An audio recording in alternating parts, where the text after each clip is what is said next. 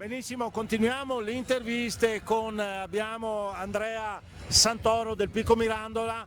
Allora, partita insomma contro la prima in classifica.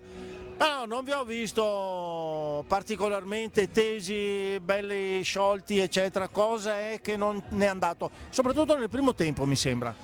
Sì, allora sicuramente contro la prima in classifica non è una partita semplice, noi cerchiamo sempre di entrare con tutta la grinta possibile, poi siamo ancora una squadra molto giovane, quindi abbiamo bisogno ancora di quell'esperienza per cercare di contrastare le squadre come il Breganze. Ovviamente ci è mancata un pochino l'attenzione iniziale, ecco. Ah, ecco, sì, sì, sì.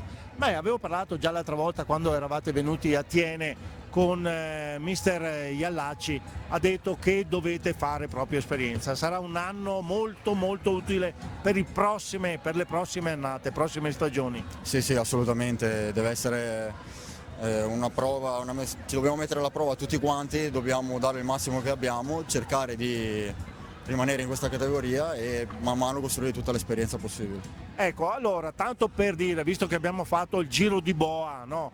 Vi sembra di aver trovato un qualcosa in più, un'amalgama, un qualcosa che vi dà una speranza di poter cambiare qualche risultato? Rispetto alle prime partite di andata assolutamente sì, abbiamo visto che comunque se ci parliamo tra di noi, se ci mettiamo di testa, qualche passo in avanti lo stiamo vedendo, ovviamente ci manca ancora qualcosa per arrivare alla vittoria, però passi li stiamo facendo sicuramente. Benissimo, benissimo. Con questa speranza io ti auguro in bocca al lupo per le prossime gare a te e a tutta la squadra. Grazie mille. Grazie a tutti voi, buona serata, grazie Andrea.